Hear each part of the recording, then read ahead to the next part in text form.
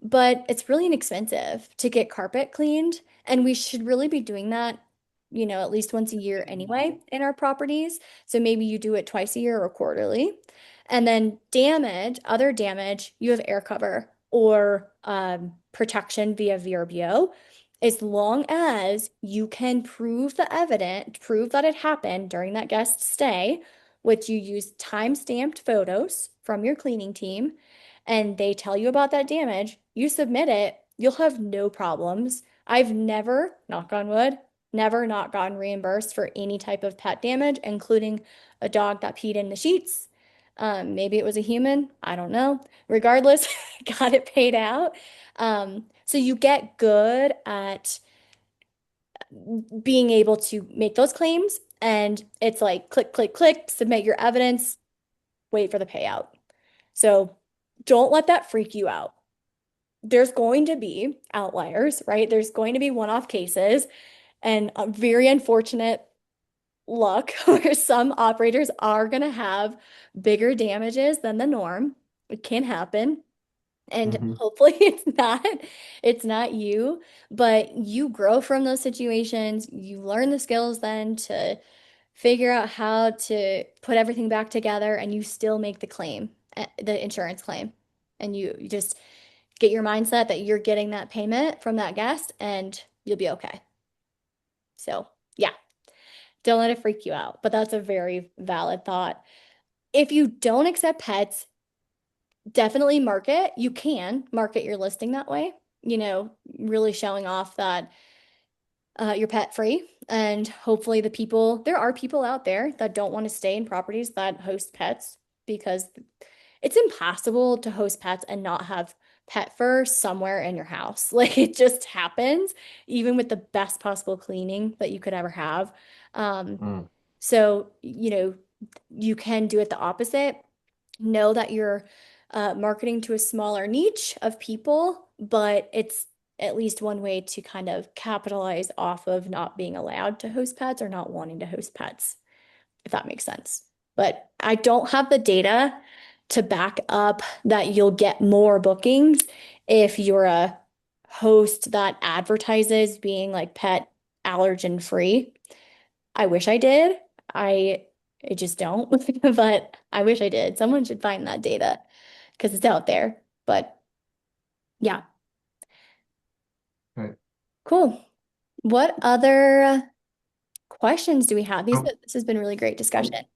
one thing I'm struggling with, and I hear you guys talking about a bunch of different tools, Price Labs and Hospitables, and there's HostAway. There's all kinds of programs and platforms out there to use, right? Hmm.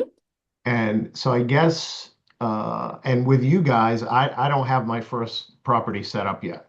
So I'm just asking you, because all of you are already doing it, what is the best ones or what do you like and what is redundant? Like, do we need five different platforms to make this happen, or does one do everything? You know what I mean? And Yeah. then what versions of those platforms do we really need? At least to Yeah. get started. And I know there's a lot of different things out there.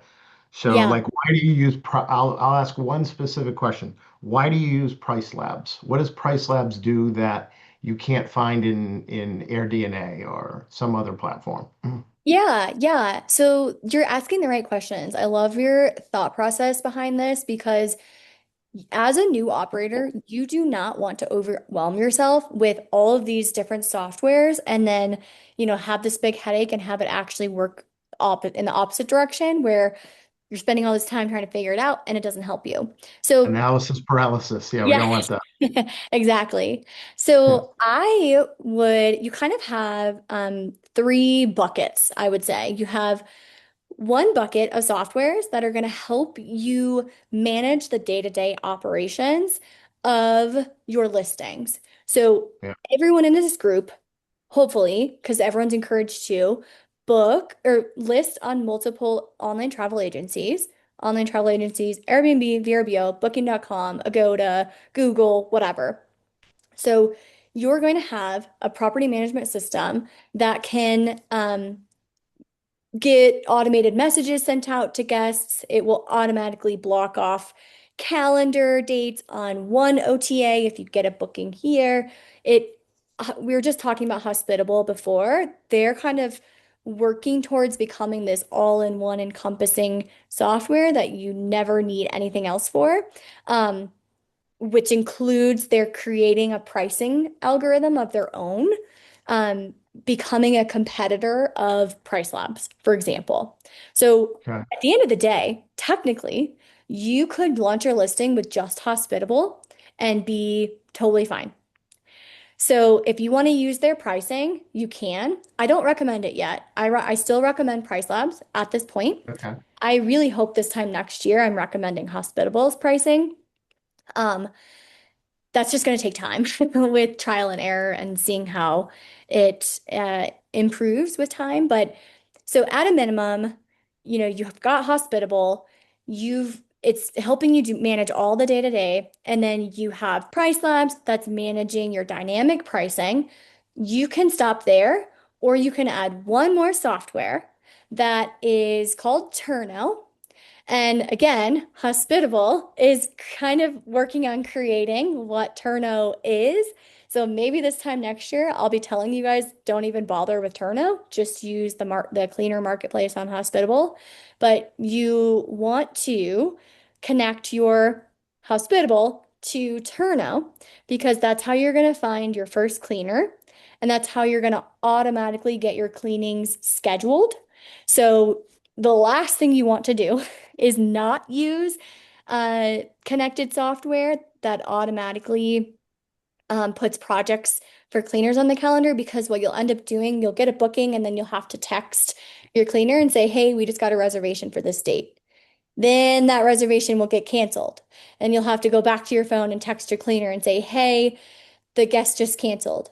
Then you're going to get a booking that fills those dates. You're going to text your cleaner again, and then that guest is going to alter their stay from one guest to 10 guests.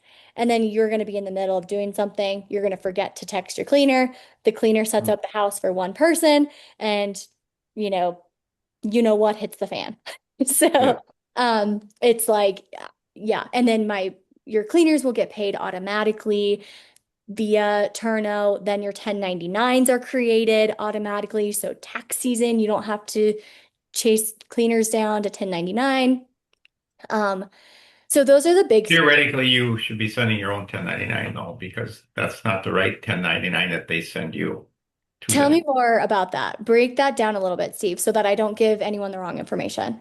When you go to a 1099, you have to send it from your own company. You can't use the 1099 that comes from Turnal or whatever place you're using. They send like a generic type thing out, but it's not Okay, right for the your tax filing. So it's got to perfect. be your own 1099. It's got to come from you. Miscellaneous, or it's a 1099 miscellaneous. I think they send out a 1099 and NEC or something like that. So they're Cool. not filing it for they're not filing it for you. You Correct. as a business have to file, but it's over $2,000 now, the 1099 is. It used to Is be it really? 600, but it changed now on the big beautiful bill. It's 2,000 you got to pay. Amazing. Cool. Beautiful disclaimer. I give no tax advice. They Big, will, big, you'll, beautiful. yeah. So make sure you're working with your bookkeeper, your accountant to actually file the Yes. documents that need to be filed, knowing that if all of your payments have been made in Got one, 3 more days to file them, so. yes. Yep, the 31st. Yeah. So, but yeah, those are the big three softwares that I would recommend.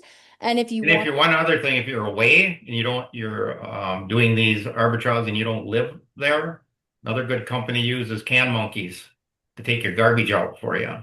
yes, thank you for that reminder, Steve. So, Can Monkey this is just like a pain point for all short-term rental Oh my operators. God, it's the biggest pain point there is.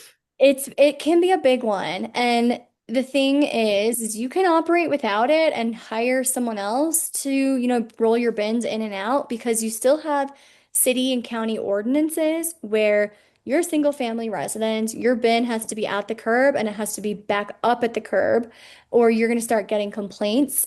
You're going to get complaints from neighbors if the bins don't get brought back up to the house. And you're going to get complaints from guests if they arrive to the house, trash day was missed and the bins are full. And then you've got, bad first impression. So thank you for that reminder. Can Monkey is great. There's like all these other little companies popping up on the side that you can look into too. But Steve can speak to Can Monkey. You use it, right, Steve? I do use CanMonkey, and they've been good. They send you a picture when they take it out. They send you a picture when they put it back. Yeah, and they've been good. But there's other ones now. Hospital has another one that they are sponsoring on their site too. I don't know what it is, but they're not as broad yet. CanMonkey is in many states, but there'll be more coming because Yeah. So, Steve, you just set that up separately, meaning you have a property in a particular city. You set it up with them so they know that every Monday for that property they have to go and empty those cans or whatever. It's a every one. week, yeah, they'll take a picture of it in the morning when they take or night when they take it out. They'll take another picture when they put it back. So there, you got to look to see what state, but there are people that take your garbage can out for you because it's kind of important. You Yeah. maybe Yeah. think it isn't, but maybe the cleaners can do it. But yeah, it doesn't work that way. So and they're reasonable. I think it's $50 a month or something like that. So it's not out of line. Yeah. They Yeah. hire people that must drive around and take them out and bring them back. So Yeah, it's Cool. like a gig worker, basically like a DoorDash. So it's giving people jobs, to be able to go. They have a route that they follow, like a newspaper route, and then they get the bins in and out. And I think they had a Yeah. portal for I, for I owners. guess what I was asking or what I was thinking in my head is unlike the cleaners, it's not really based on when you have bookings. They have to basically go there every, when the well, I garbage guess, man comes once a week, so they got to be there when the garbage man. And if there's a holiday and that's when the garbage is picked up, they know that, so they'll right. they'll change it to the next day when they pick up. So they've been very good with that. I use them in Arvada, and I'll Yeah. probably use them if down in Florida. Yeah. Got Yeah. another And we project. have, yeah, we have someone that it's not Can Monkeys, but um sometimes you have in between guests, like the bins are full in between when your garbage day is, Uh, and it's overflowing. And then we've had a company that we used when we were getting rid of like a lot of our boxes when we were setting up the property. It's more expensive to have them come out, but the same thing, you don't want like overflowing trash and guests complaining because you have, the bins Yeah, are it's amazing how much garbage people got. My God, I can't believe how much and garbage they yeah. get in two it's days, true. three Yep. days. It's like holy And man. uh-huh.